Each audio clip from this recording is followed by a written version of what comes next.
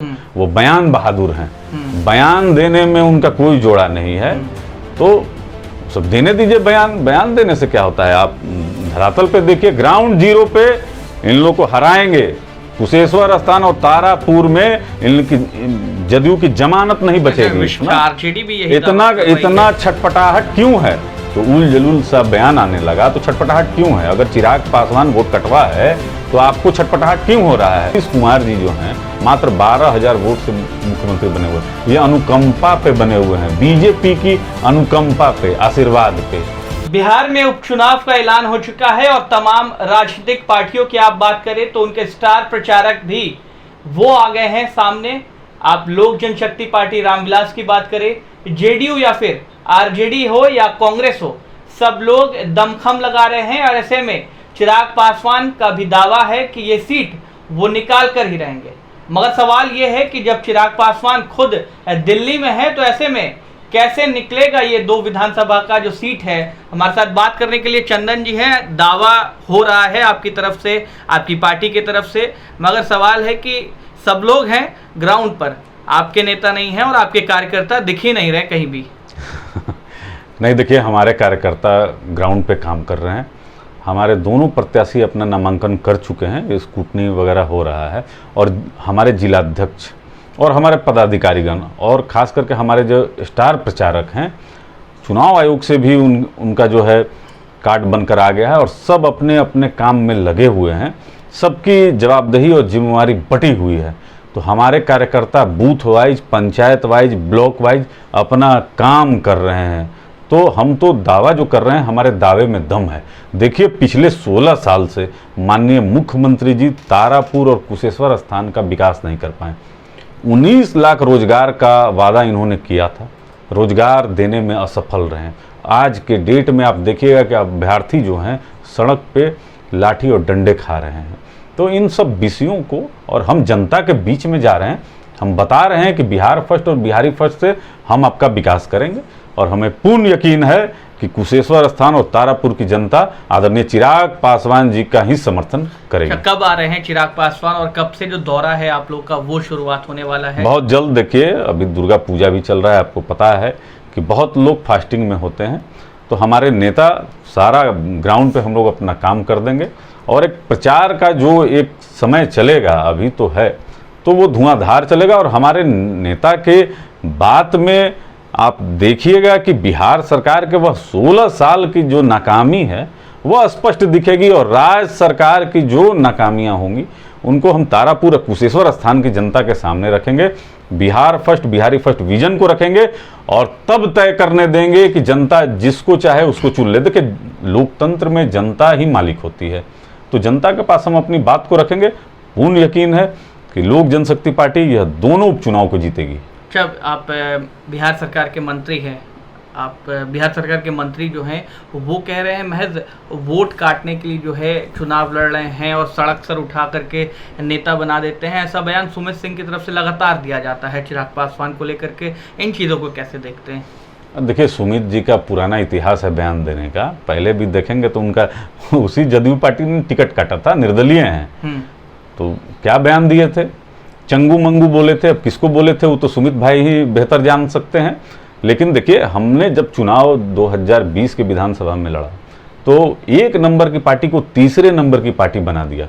यह दोनों उपचुनाव हम माननीय मुख्यमंत्री जी को हराने जा रहे हैं, क्योंकि यह स्वतः ही हारेंगे। वहाँ पे विकास का कोई कार्य नहीं हुआ है। आप धरातल पे, आप तो पत्रकार हैं, जब आप वहाँ धरातल पे जाएंगे तो देखेंगे कि अभी भी वहाँ की आबादी किस हालात में जी रही है।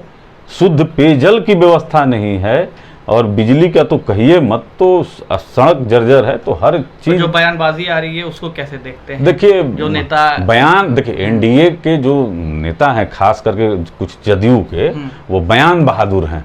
बयान देने में उनका कोई जोड़ा नहीं है।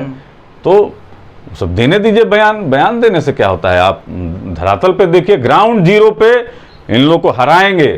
कुशेश्वर स्थान और तारापुर में इनकी जदयू की जमानत नहीं बचेगी। विश्वास इतना है आपके बयान में, लेकिन सवाल ये है कि जब 2020 का आप चुनाव का रिजल्ट देखें, परंपरागत सीट जो है वो माना जा रहा है जेडीयू का ही, और आप कह रहे हैं कि कोई काम नहीं हुआ है। देखिए, लेकिन 2020 में फिर जीत हुई है जेडीयू की, मुश्किल नहीं लगता है?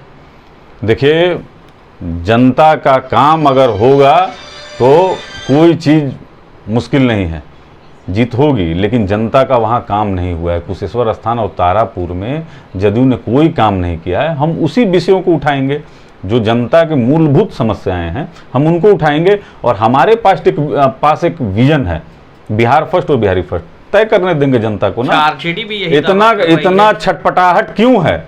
एनडीए के नेताओं को आदरणीय चिराग पासवान जी ने जैसे ही अपने प्रत्याशियों की घोषणा की तो उल जलूल सा बयान आने लगा। तो छटपटाहट क्यों है? अगर चिराग पासवान वोट कटवा है तो आपको छटपटाहट क्यों हो रहा है?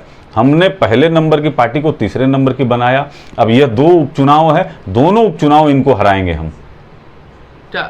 ये बयान आप दे रहे हैं, लेकिन सवाल ये भी है कि आरजेडी भी सेम यही दावा कर रही है कि हम वहां से जीत पाएंगे। कांग्रेस भी वहां पर अपने उम्मीदवार को, आपको लगता है कि आसानी से जीत पाएंगे या फिर मुकाबला किसी से मानते हैं? नहीं, देखिए, हमारा मुकाबला तो किसी से नहीं है। और जनता आपको पसंद? बिल्कुल, जनता का दबाव इतना चुनाव से पहले हम लोग के ऊपर था कि आप अपना कैंडिडेट दीजिए। क्योंकि हमारा लोकसभा क्षेत्र भी तो आता है, जमुई का के अंतर्गत ही आता है तारापुर। और कुशेश्वर स्थान तो हमारे स्वर्गीय संस्थापक आदरणीय रामविलास पासवान जी का ममहर है, तो घर है हम लोग का। हम लोग देख रहे हैं वहाँ पे जो समस्याएं, बहुत पीड़ा होती है कि जब एक अपने को सुशासन और विकास पुरुष कहलाते हैं माननीय मुख्यमंत्री जी, उन्हीं के राज्य में जिस तरीके से नौजवान भटक रहे हैं सड़क पे दर दर, उनको रोजगार नहीं मिल रहा है। जो उद्योग बोले थे कि यह बिहार में आएगा तो यहाँ बेरोजगारी दूर होगी, उद्योग नहीं आया। आप समझ लीजिए कि शराबबंदी को एक लंबा समय हो गया, लेकिन बिहार के जो नौजवान हैं कहीं ना कहीं शराबबंदी में होम डिलीवरी के शिकार हो रहे हैं। उनको अवैध कालाबाजारी में धकेला जा रहा है क्योंकि रोजगार नहीं है। तो माननीय मुख्यमंत्री, अपराध तो आप बिहार में देख ही रहे हैं, कोई सुरक्षित नहीं है, बहन बेटी तो एकदम सुरक्षित नहीं है। तो इन सब विषयों को लेकर हम लोग चुनाव में उतरेंगे। ठीक है, एक सवाल और है, आखिरी है ये कि श्रवण कुमार जो लोक जनशक्ति पार्टी है, दूसरे गुट के नेता हैं, उन्होंने आरोप लगाया है कि चिराग पासवान और तेजस्वी यादव ने इंटरनली सेटिंग कर ली है। उन्होंने जिक्र किया कि जिस तरीके से पिछले समय बरखी मनाई गई, तेजस्वी और चिराग एक साथ थे और तेजस्वी काफ़ी मुस्कुरा करके उनके साथ घूम रहे थे। तो कैसे देख रहे हैं इस बयान को? देखिए, हमारे संस्थापक लोक जनशक्ति पार्टी के स्वर्गीय रामविलास पासवान जी थे। बहुत मेहनत से उन्होंने बंगला बनाया था, हमारा चुनाव चिन्ह था, और एक साजिश के तहत माननीय मुख्यमंत्री और जदयू के राष्ट्रीय अध्यक्ष ललन बाबू के इशारे पे आदरणीय पशुपति कुमार पारस जी चुनाव आयोग पहुंचते हैं और एक साजिश के तहत उसको कहते हैं कि इसको फ्रीज कर लीजिए। हम लोग में आपसी विवाद है। विवाद किस विषय का है? आज तक पारस जी कभी भी जन नेता नहीं रहे हैं, तो ये तो माननीय मुख्यमंत्री जी के इशारे पे काम कर रहे हैं। और देखिए, जदयू कोटे से ये मंत्री हैं, तो इनमें साठगांठ है।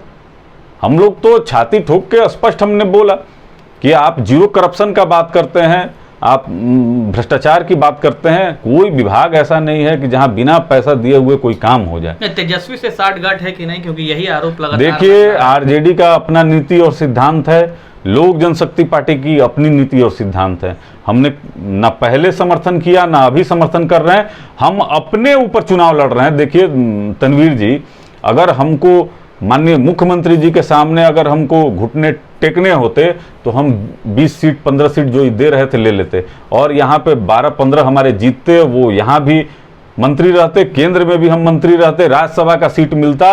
तो ये जो त्याग है और ये हिम्मत है, ये आदरणीय चिराग पासवान जी में ही है। मतलब कोई ऐसी बात नहीं है। देखिए, हमारा नीति और सिद्धांत अलग है। जनता जान रही है, 25 लाख हमको मत मिला, तकरीबन 6%। तो हम अकेले लड़ने पे, अगर हमारा गठबंधन किसी से होता तो आप समझिए नीतीश कुमार जी जो हैं मात्र 12,000 वोट से मुख्यमंत्री बने हुए हैं। ये अनुकंपा पे बने हुए हैं, बीजेपी की अनुकंपा पे, आशीर्वाद पे। इनका नैतिक जो है मूल्य है और सिद्धांत है, इस सब इन्होंने तिलांजलि दे दिया है।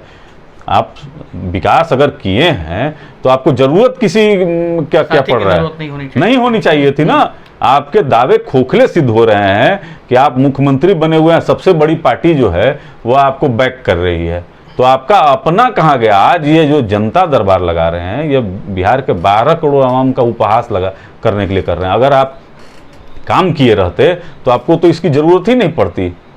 कभी अपने कंफर्ट जोन से माननीय मुख्यमंत्री जी बाहर नहीं निकले, एक अन्य मार्ग से कभी बाहर निकलने का ये प्रयास भी नहीं किए। अच्छा, बिहार में पिछले 16 साल से तो बाढ़ आ रहा है, इसकी क्या इन्होंने व्यवस्था की है? अपराध का, ये गृह मंत्री भी हैं बिहार के, अपराध पे कितने बार ये आए हैं जनता के सामने कि अपराध बढ़ा हुआ है। आए दिन आप अखबार उठाइए देखिए, लूट, हत्या, बलात्कार, अपहरण, यह सब तो रोजमर्रा का चीज़ हो गया है।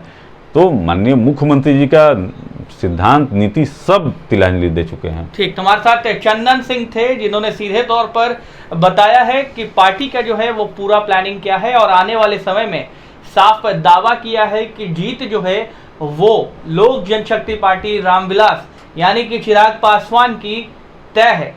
बहरहाल ये तो गर्व में है, आखिर कौन जीत करके तारापुर और कुशेश्वर से आएगा। आप बने रहे हेडलाइंस बिहार के साथ।